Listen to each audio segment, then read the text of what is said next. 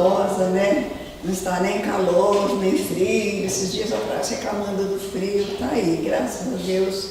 Deus, nosso Pai de infinita misericórdia, né? Deu um dia lindo para nós. Não vem quem não quer, porque hoje está bom. Hoje não tem frio, não tem chuva, não tem nada. Mas nós somos agradecidos. Daqui a pouco o pessoal vai chegando.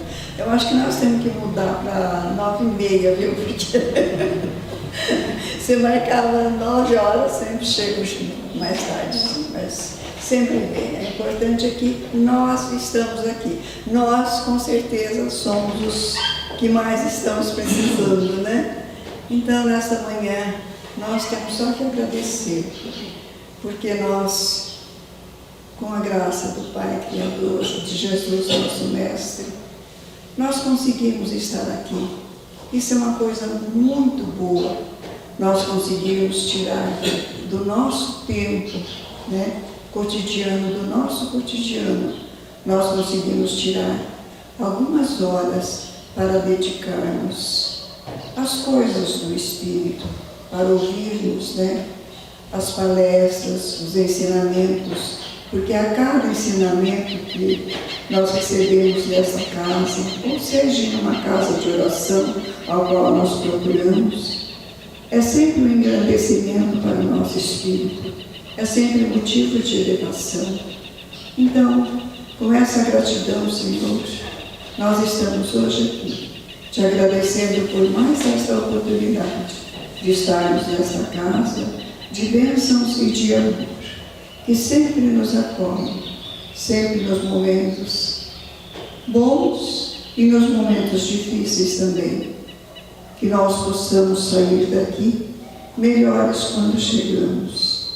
E hoje nós temos a preleção do Evangelho através da nossa irmã Jane, né, que sempre nos traz umas preleções muito elucidativas, muito assim, para serem reflexionadas com bastante carinho. Então nós agradecemos a ela pelo convite e rogamos a espiritualidade estar ao lado dela para que ela tenha bastante incentivo para trazer para nós mais um ensinamento de Jesus.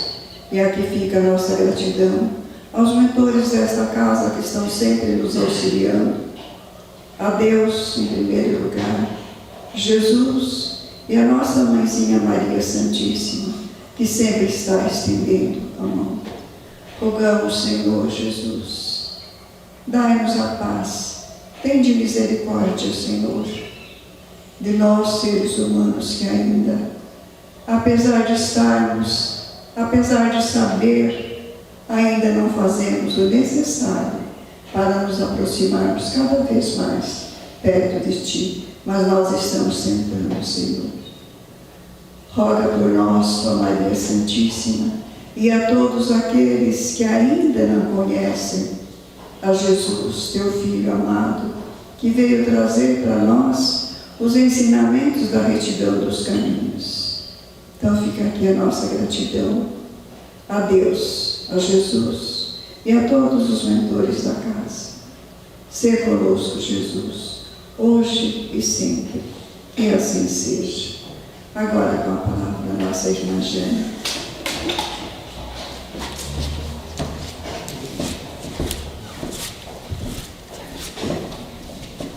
Bom dia. A gratidão é nossa por estarmos aqui hoje.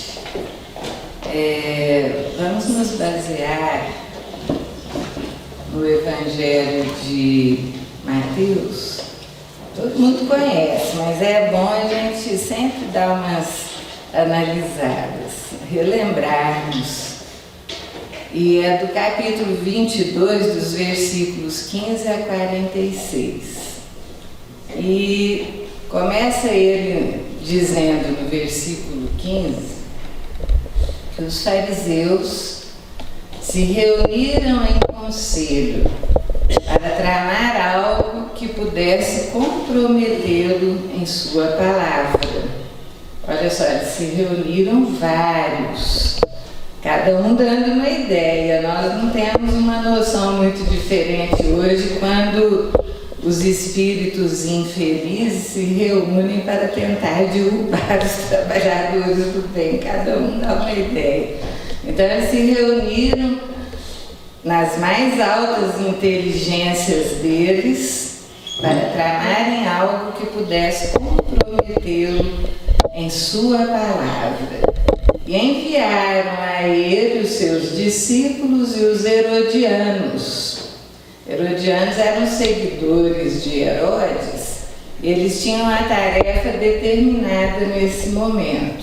Se eles conseguissem pegar Jesus pela palavra, eles levariam a notícia aos romanos, porque a intenção deles era prender Jesus. Então eles foram até Jesus e disseram: Mestre, sabemos que és verdadeiro e que realmente ensinas o caminho de Deus. Não faz distinção para ninguém e não vê as aparências das pessoas. Dizei-nos, pois, olha só a melifluidade deles querendo levá-lo para a vaidade. Eles não conheciam Jesus, eles estavam agindo como se Jesus fosse como nós somos, e não o Espírito puro na sua grandeza. E aí, falando isso, perguntaram, que era aquilo que eles queriam, a trama: dizei-nos, pois, é lícito pagar ou não pagar aos romanos o imposto? Jesus os olhou e disse assim: hipócritas, por que quereis me provar? Onde é que está a moeda do imposto? Trazei-me aqui. E eles trouxeram um denário. E ali naquele denário havia esculpida uma imagem. De quem é essa efígie? E de quem é essa inscrição? De César, disseram eles. E ele respondeu: devolvei, pois, a César o que é de César, e dai a Deus o que é de Deus. Olha que inteligência, gente. E aí diz o Evangelho: maravilhados de sua resposta, eles se retiraram. Aí os saduceus, que eram os materialistas da época, seguindo nesse capítulo 22, eles resolveram também pôr Jesus à prova. E vieram e com o argumento: Senhor, Moisés nos diz na lei que se uma mulher ficar viúva sem ter dado descendência ao seu marido, ela tem que se casar com o irmão que vem em seguida, para dar a ele uma descendência. Ora, aconteceu isso. Uma mulher ficou viúva, não tinha dado descendência ao seu marido, então ela foi dada como esposa para o irmão, o segundo irmão.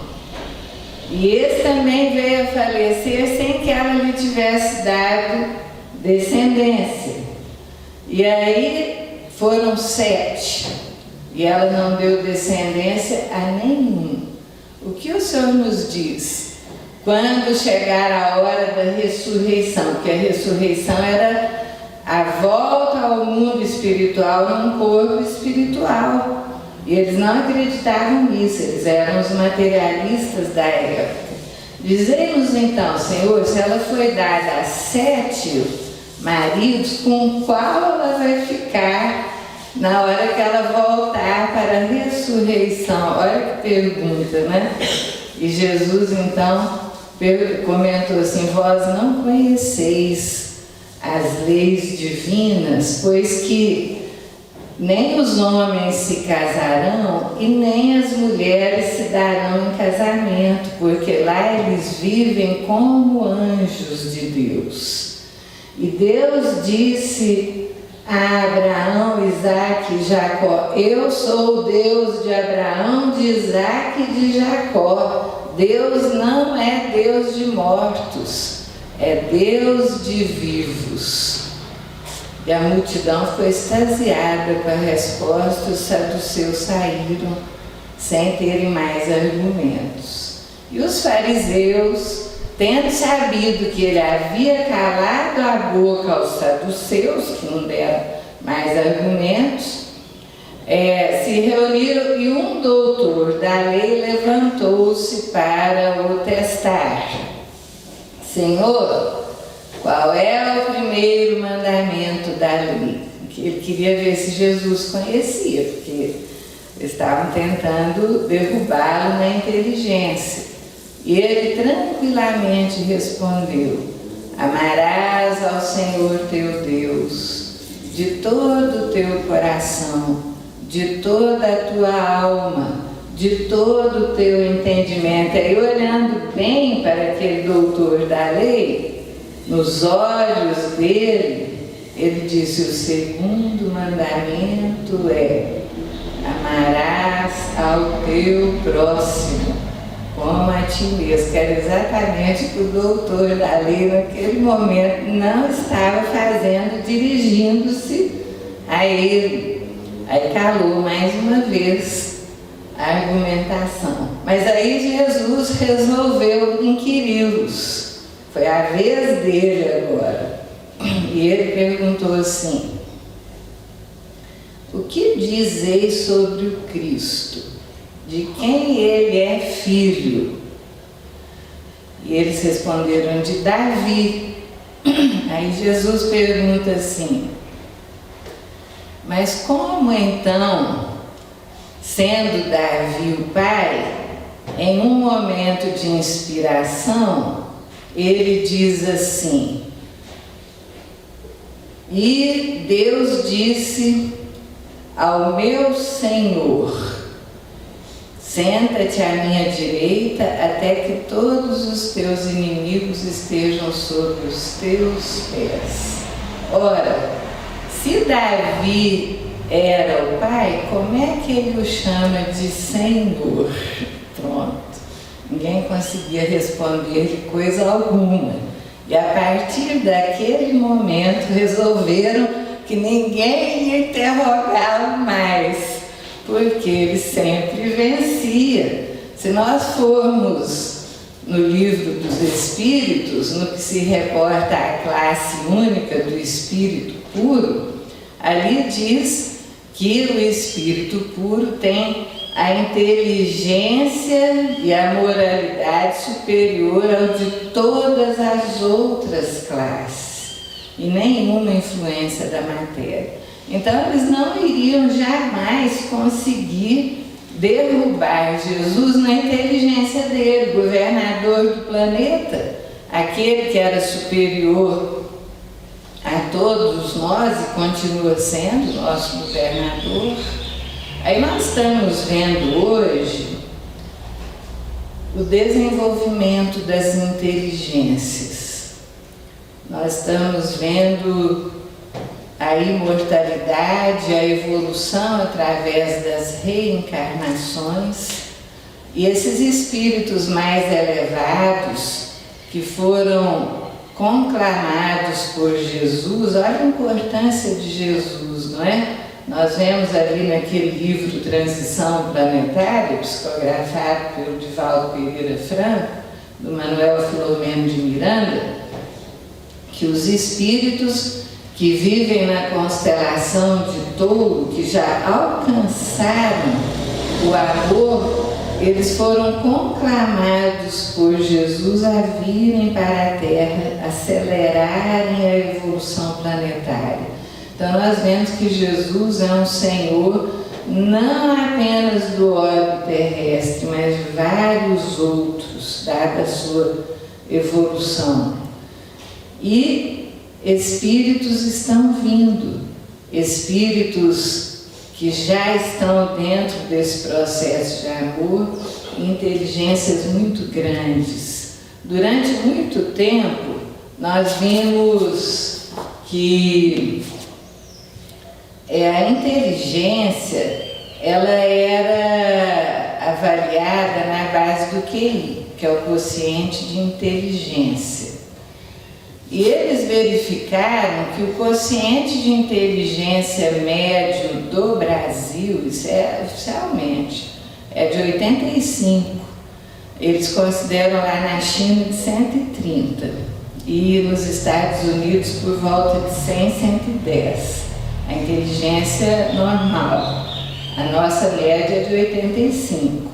E nós estamos vendo de uns anos para cá um potencial de crianças com inteligência superior, que elas estão sendo avaliadas por uma entidade internacional chamada Mensa, que ela foi criada para avaliação de crianças superdotadas.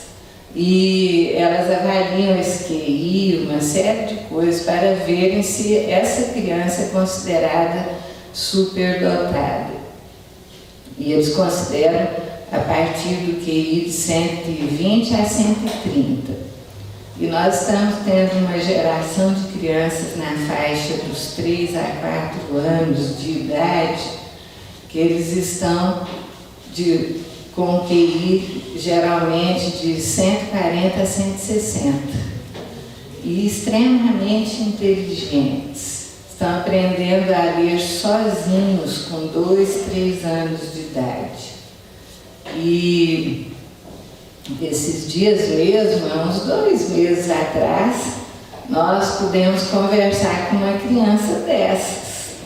E aí nós até pedimos à mãe para tentar localizar o Mensa, entrar em contato com o Mensa para avaliar essa criança, porque ele está hoje com 4 anos. A mãe foi até nós, porque a escola achou que o menino era autista, foi um engano da escola, menino super comunicativo, alegre.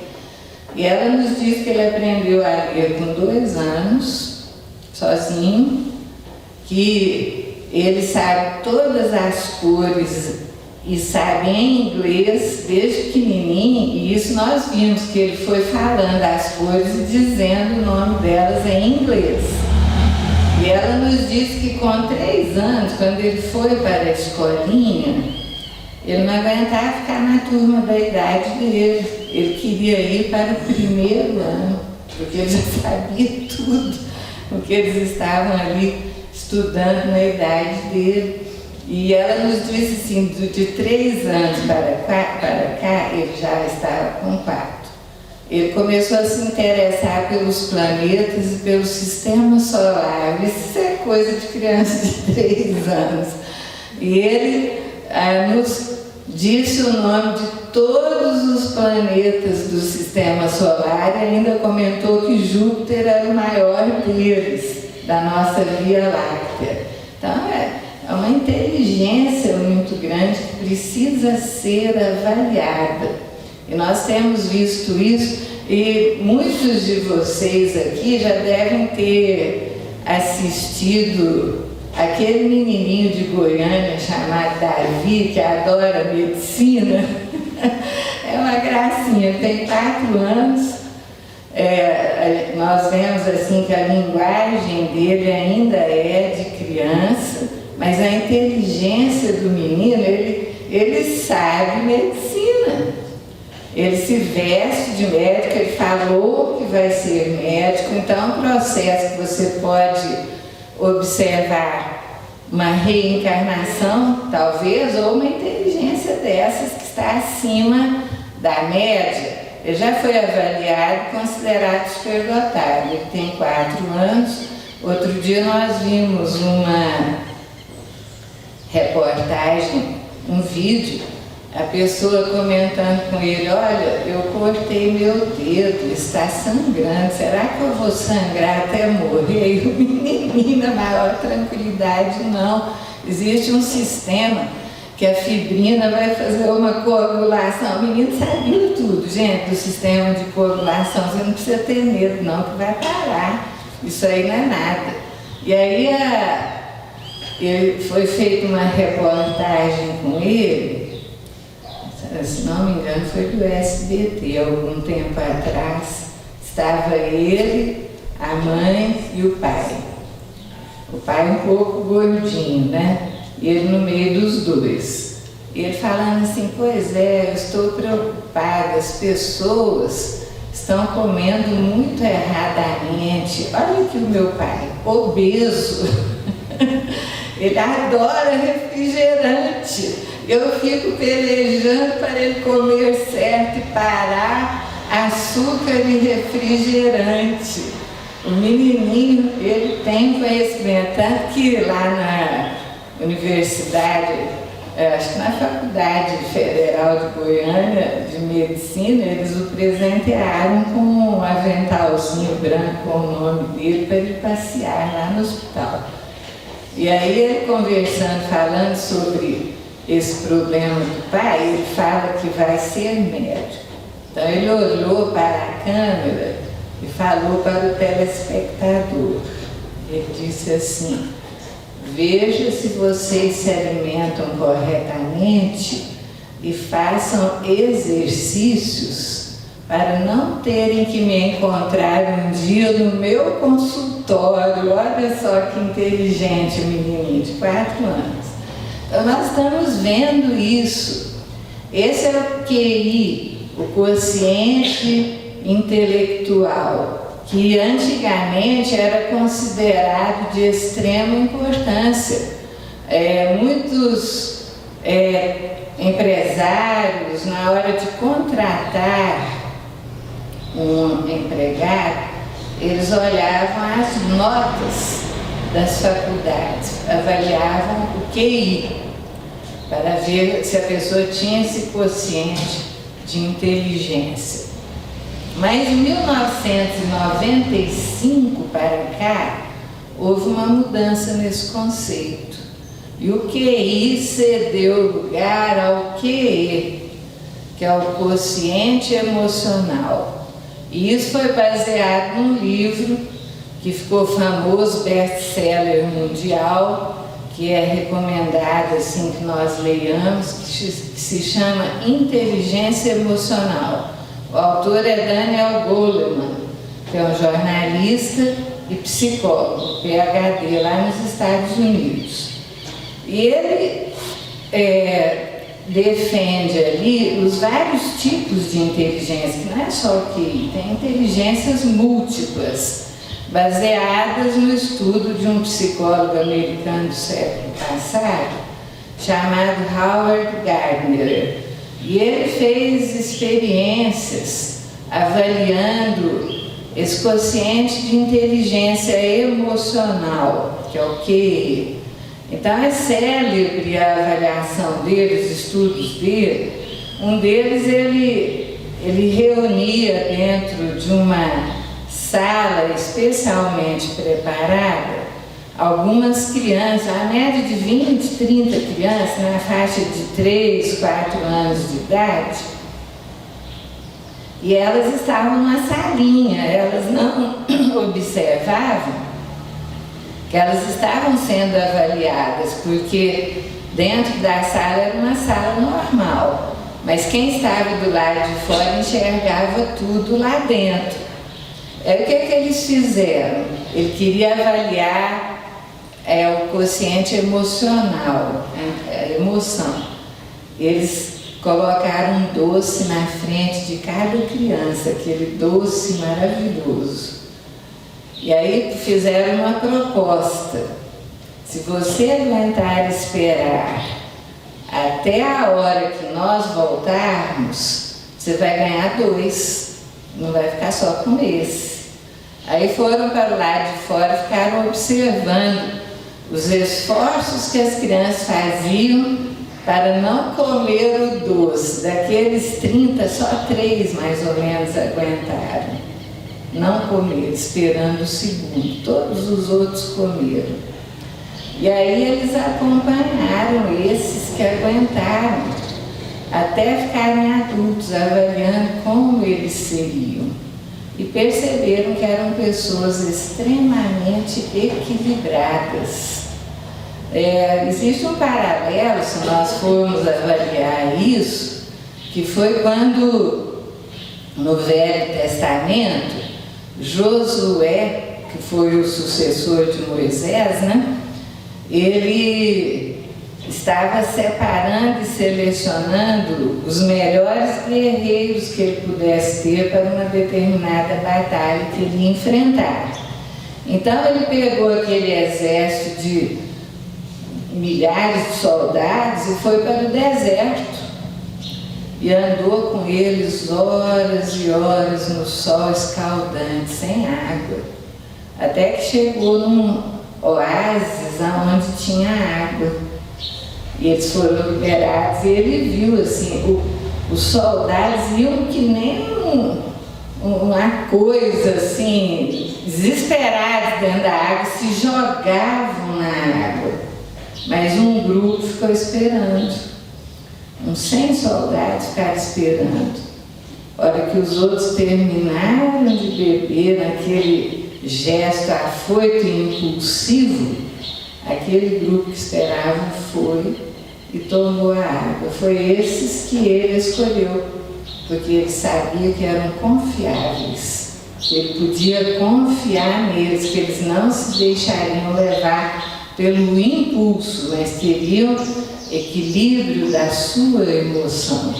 Então esse equilíbrio da emoção é que gerou a mudança dentro do conceito de inteligência, que hoje é mais importante ter o QE do que ter o QI. O que é que são os 5 pilares da inteligência emocional? São 5 coisas que Daniel Goleman coloca.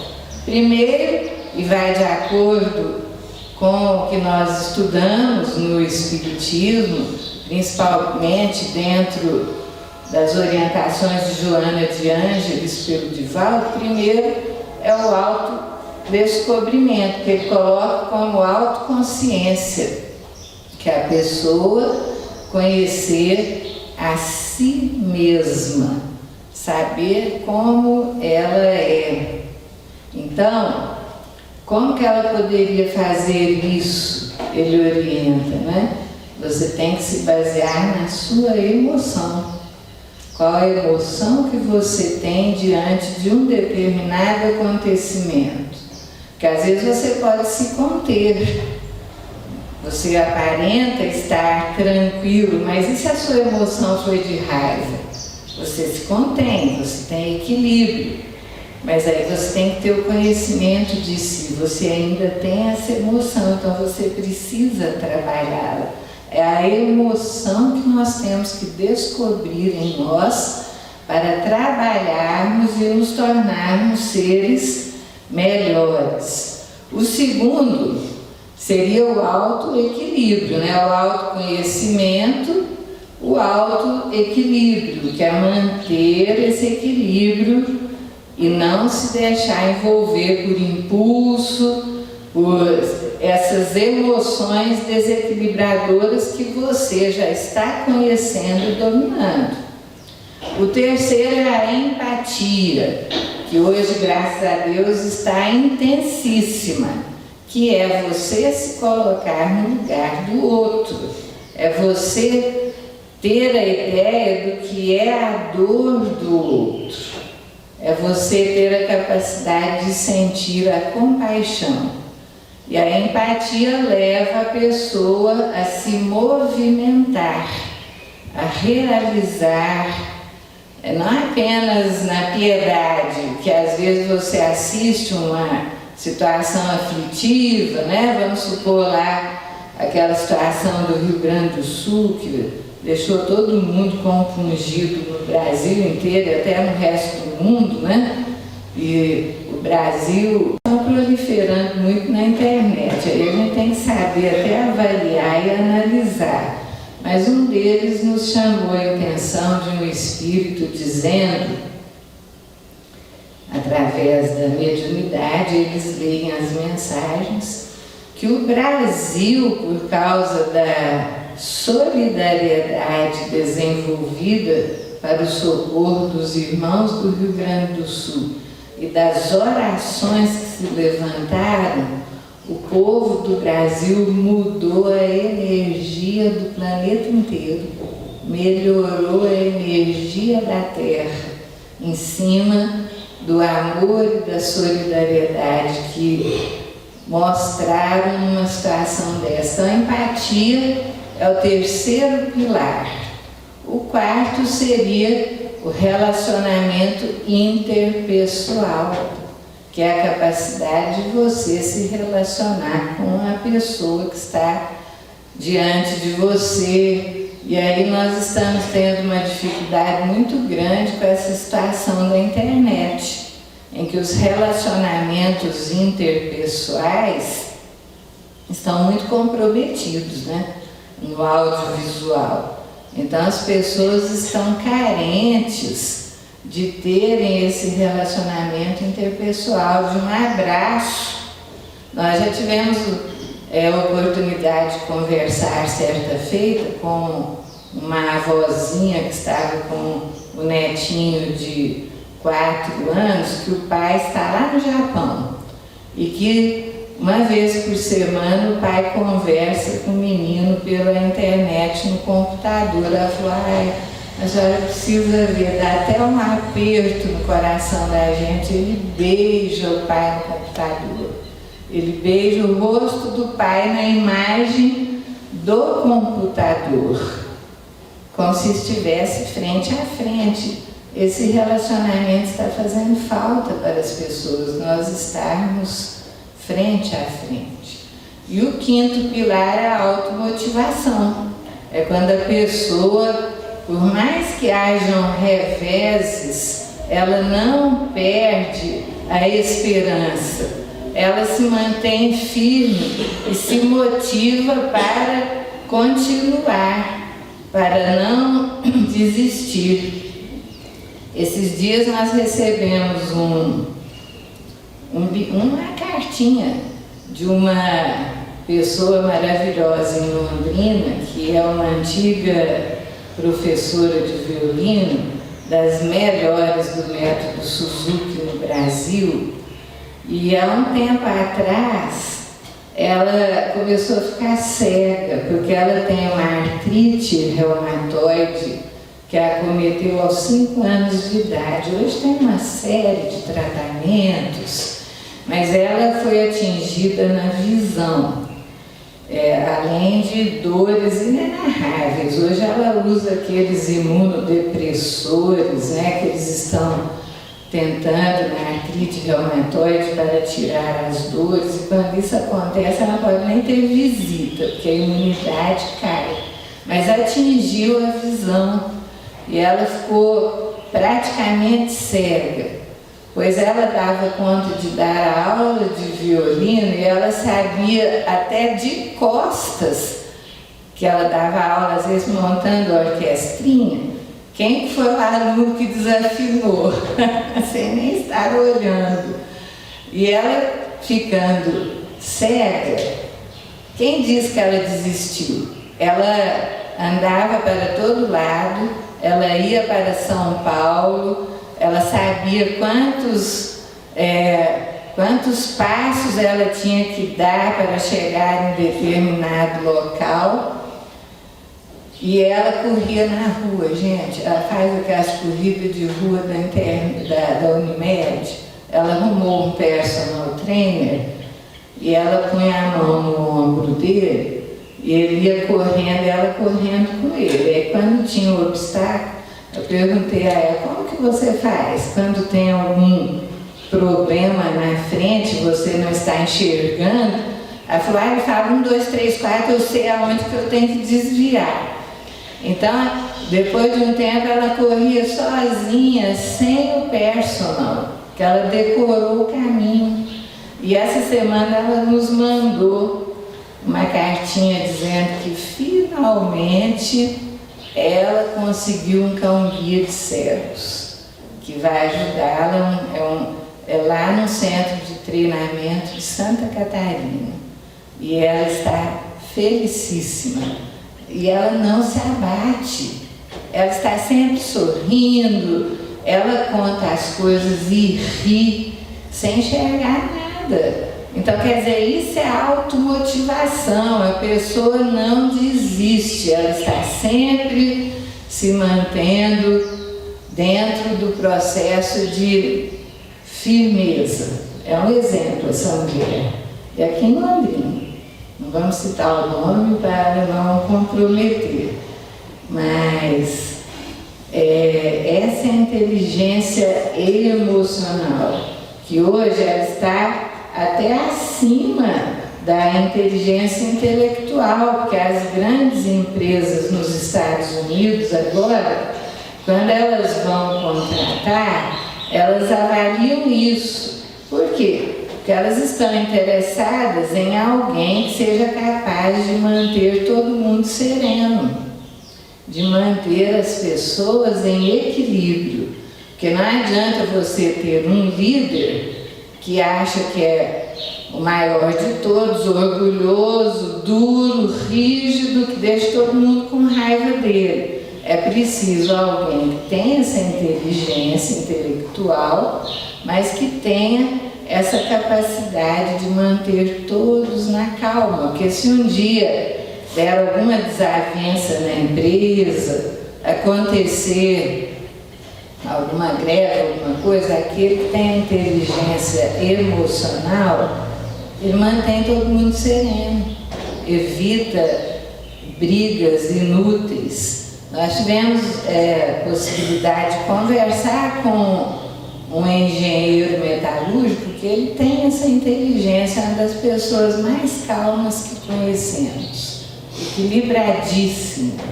E um dia ele trabalhava lá na região de São Paulo, uma metalúrgica, e muitas vezes ia na Europa para representar a empresa dentro dos processos de liga metálica, em competição internacional, aprendeu a falar alemão, fala inglês, fala francês, mas nós chamou-nos a atenção a calma.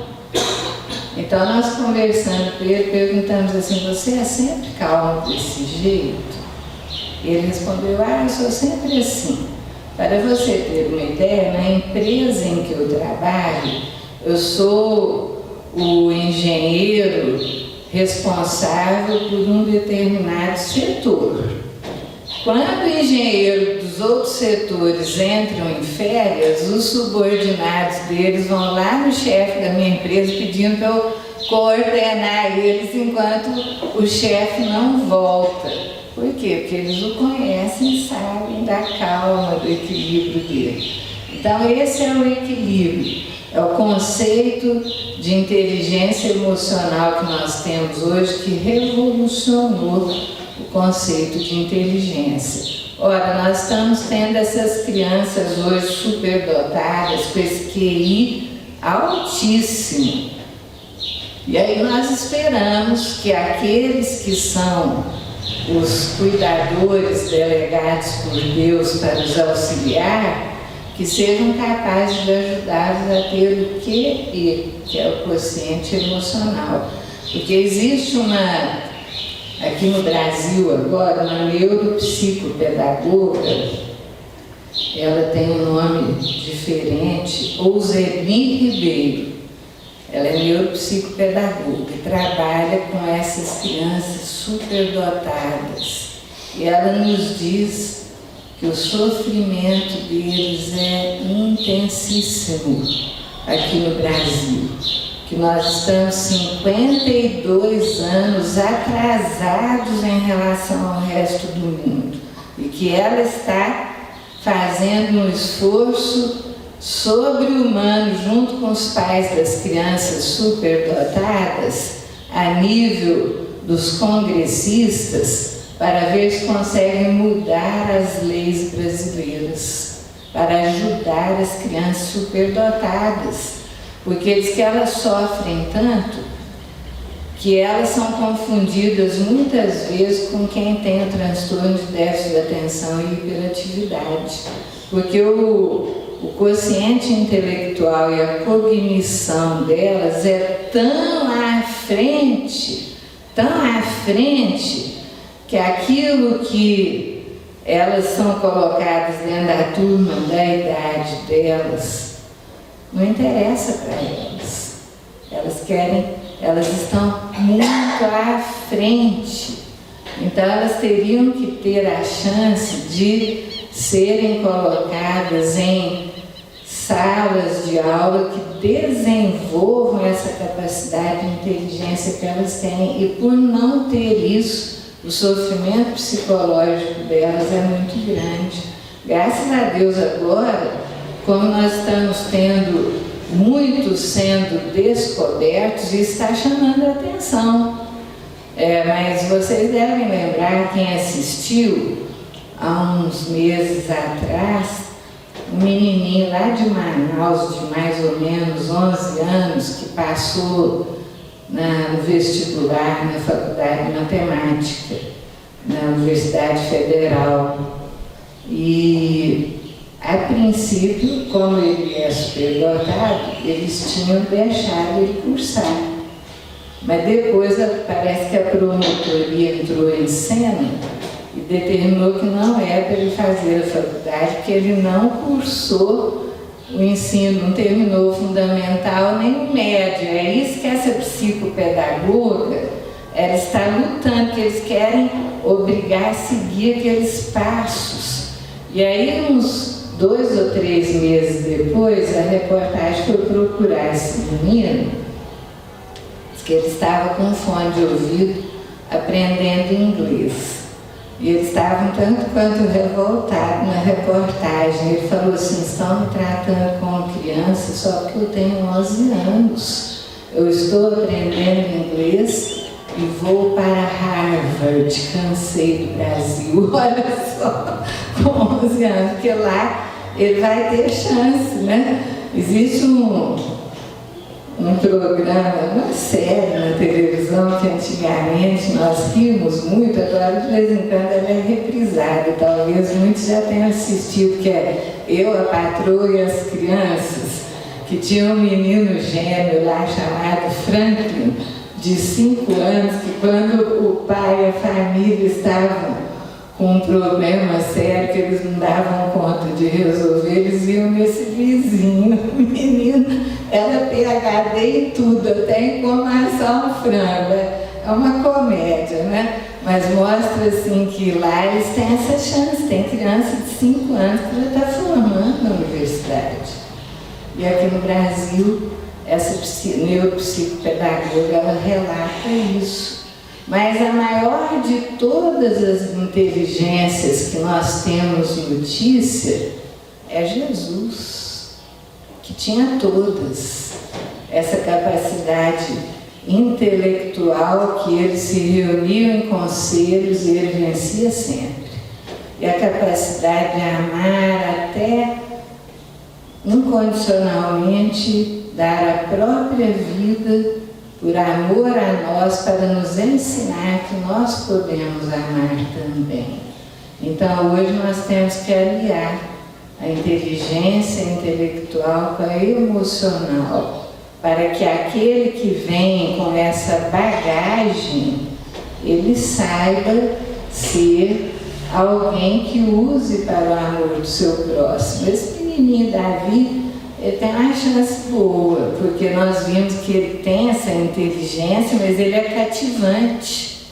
Ele tem esse lado emocional que ele envolve as pessoas. Se ele continuar assim no futuro, pode ser que seja um espírito que vai fazer uma diferença. Então, o nosso diferencial hoje é o Espiritismo, que nos ensina a amar o nosso semelhante, a ter essa empatia com relação à dor do nosso próximo, que graças a Deus está crescendo no mundo, porque até que nós tenhamos esse mundo que nós desejamos, que seja solidário e fraterno, individualmente cada um de nós deverá fazer o seu papel de amar o seu semelhante, até que globalmente isso esteja presente, porque enquanto houver uma lágrima derramada na terra e uma pessoa indiferente a ela, o mundo ainda não estará do modo como nós desejaríamos que estivesse. Nós estamos vendo muitas guerras, muitos rumores de guerras. Precisamos elevar as nossas preces para que o amor consiga vencer. E a inteligência maior, que é essa do sentimento, se sobrepuja à razão. E nós tenhamos capacidade de amar. Que Deus nos abençoe. Muita paz a todos.